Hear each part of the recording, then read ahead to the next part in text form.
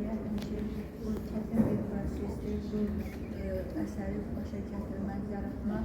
Lütfə xanım təkcə buna müvəkkil deyil, Lütfə xanım da bütün dəyərlərə dəyər verən insandır və bu dəyərləri o tarixə çevirərək öz zəhnin əsasıyla kitab halında bizlərə, oxuculara çatdırmış olur.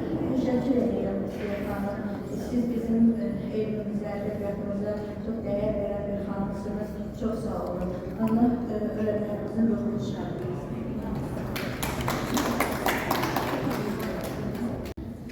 Döyüşçülərimizin adları əbədləşir.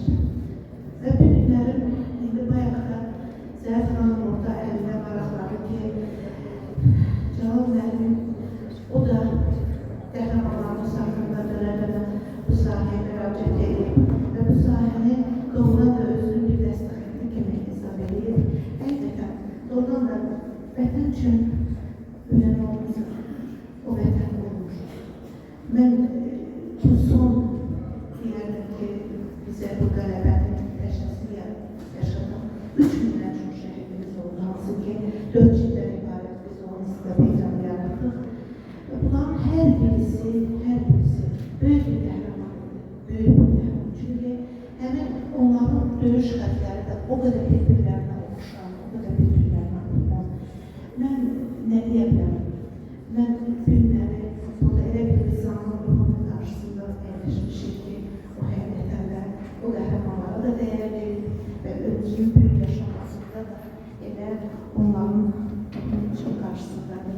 Lütfə xanım, mən sizə minnətdaram. Mən sizə minnətdaram ki, doğrudan da unutmursunuz.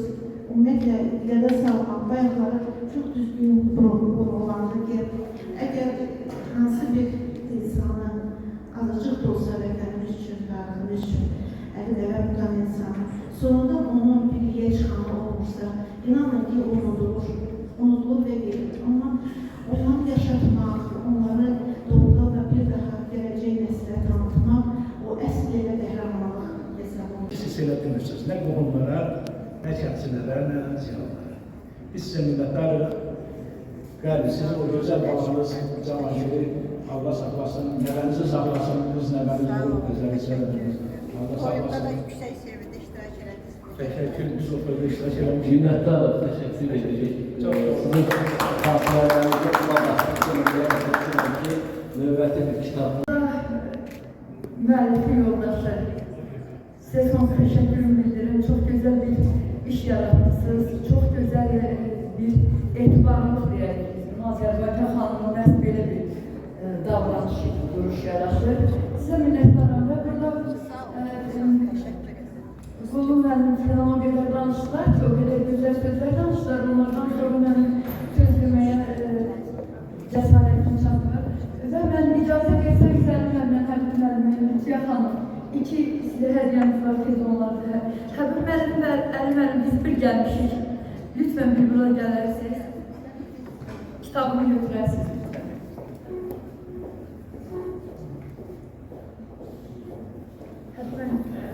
Həbib müəllim iki kəlmə desin, vaxtınızı çox almayacaq.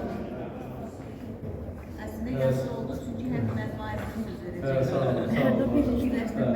Sağ olun. Hər kəs salamlayıram. Həqiqətən də çox xoşdur. Yəni bir bu salamlarda yaşayırıq. Yəni bu kimi şəxsiyyətlərə üz tutmaq təbii ki, Azərbaycan xalqının eyni zamanda nəyə qadir olduğunu yəni şöhrətdə göstərməkdir. Bir xalqın dilidir, bir şeirin dili, əsrdir, dövrdür, əyyam şair. Yəni bu baxımdan da həqiqətən də ki, Cəlal Bərquşaq da Azərbaycan xalqının bir tarixidir. Onun əsərləri də həqiqətən də ki, Azərbaycan xalqının qeyd edək ki, vətəndaşlıq mövqeyindən yaratmasını xarakterizə edən ürünlərdir, xüsusiyyətləri özündə zəmləyir və bütün yazdıqlarda təbii ki, vətəndaş ideallarda bu baxımdan Lütfiyə xanım sizə böyük təşəkkür edirəm ki, yəni bu cür möhtəşəm bir əsər. Sağ olun, yenə də ki, bir də var, ruhu şad olsun. Sağ olun. Kitabda bir, axırcı kitabı çox istəmişdim, əliniz gəlməmişdir, bu gün də verirsiniz. Əlbəttə, təşəkkür edirəm. Təşəkkürlər, çox sağ olun. Baxın, bura. Əhmədi rol oynuyordu və onun tarixi romanları indiki dövrdə bilirsiniz ki, Turan Konstitusiyasında çox aktualdır Və mən arzu edirdim ki, Cəlal Bərbüşadın o tarixi romanları indiki oturan konsepsiyası işığında da işıqlandırılsın. Düzdür, filmlər çəkildi. Ancaq indi də müasir dövrdə bilirsiniz ki, Türkiyədə bu filmlərə böyük önəm verilir. İndiki dövrdə də yenidən işıqlandırılsa daha yaxşı olar. Cəlal Bərbüşadın yaradıcılığına 3 konsepsiyada yanaşmaq olar. Tarixi sənədlərə, tarixliyə həssaslıq, sonra milli ruh və əlbəttə ki, canlı danışıq dili. Yəni onu hətta Ziya Bünyadov özü belə tarixi cəhətdən yüksək qiymətləndirmişdir. Mən onun əlbəttə ki, ədəbiyyatşünaslıqdakı roluna söhbət daşıdı və onun əhəmiyyətlə daşıdı. Biz universitetdə dərs bildiyimizə görə, burada bir çox dəyərli əməkdaşlarla gənclərimizin milli ruhda böyüməsinə, milli mənliyimizə və milli özüzərkə qayıdışımızda çox böyük rolu var əsərlərin. Bundan əlavə sizə nə demək istəyirəm? Lütfə xanımın kitabı haqqında ümumiyyətlə bir ədibdən, həm də onun monografiyası da onun haqqında və Lütfə xanımın monografiyası əlbəttə ki, ömürlük yoldaşı Sayaq xanımın da sayəsində çox gözəl bir şəkildə elmi mənbədir. Yeni tədqiqatçılar, doktorantlar üçün çox müstəsna əhəmiyyətli bir elmi mənbədir. Mən həm Cəlal Bərbüşadın ruhu qarşısında baş əyirəm, həm bizim dəyərli aparıcımız Bəhruz Lütfəli bugün bizim bu təqdimatımızı bəldiyi şəkildə apardığına görə onu təbrik edirəm və əlbəttə ki, arxa cəbhə demək istəməzdi. Elə indiki günün qəhrəmanları hər iki xanımı da təbrik edirəm. İşlərinizdə də uğurlar diləyirəm və sizin növbəti kitabınızı da səbirsizliklə gözləyirik. Çox sağ olun. Necə gözəl sağlıqlar.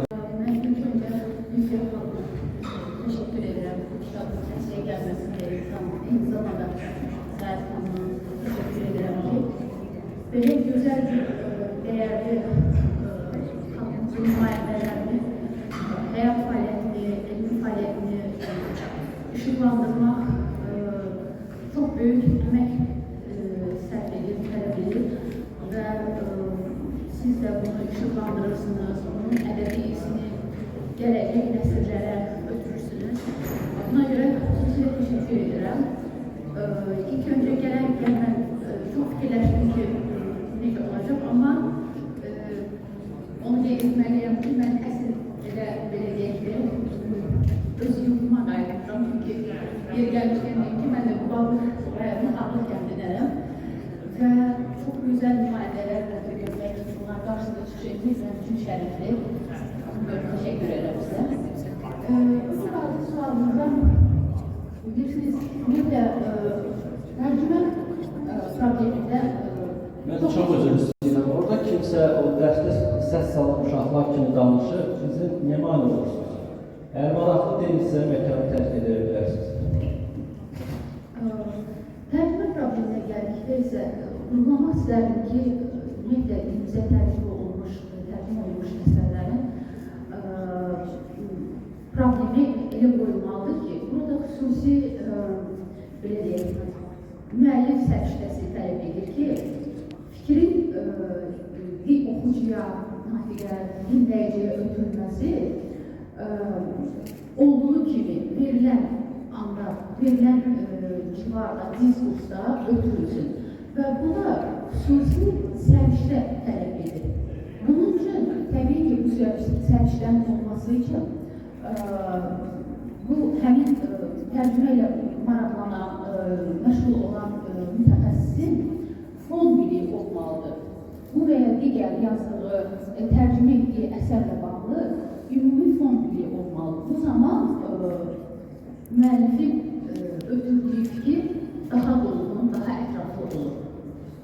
Buna görə də düşünürəm ki, tarixi romanların xüsusilə tərcüməsi xüsusi diqqət olunmalıdır və belə düşünürəm ki, bu izləyicilərin xüsusi rolu var burada. Ölümlərdən də Lütfə xanıma və digər burada Arjunu xatırlamaq şəhidlərimizin 41-45-ci ildə şəhid olmuş Azərbaycan milli qəhrəmanlarımız haqqında kitab yazan xanımıydı. Onlara ümumiyyətlə təşəkkür bildirirəm ki, bu milli ruhun əslində bilirsiniz, dilin gücü, sevgi əslində milli ideologiyanın memarıdır. Və istər peşəsindən, ixtisasından asılı olmayan hər bir şəxs məncə bu abidənin qorunub saxlanması